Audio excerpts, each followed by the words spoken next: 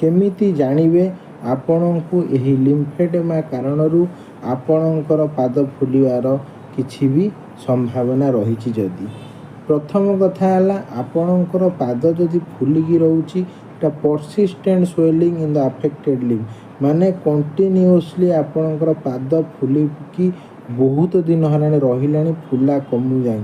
साधारणतः फुलवाटा कमी जाए जिते बड़े आपण मनकर थंडा जनित कारण होती कि कौन सी जगार माड़ हो जाइए फुलवा धीरे धीरे कमी जाए।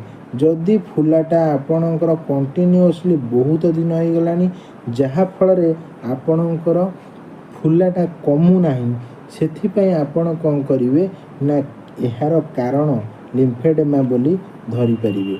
तापर आसुची हेवीनेस और डिस्कम्फर्ट जो जगहटा आपणकर पाद मनकर फुली जाइए आपण देखिए पाद धीरे धीरे बधिरा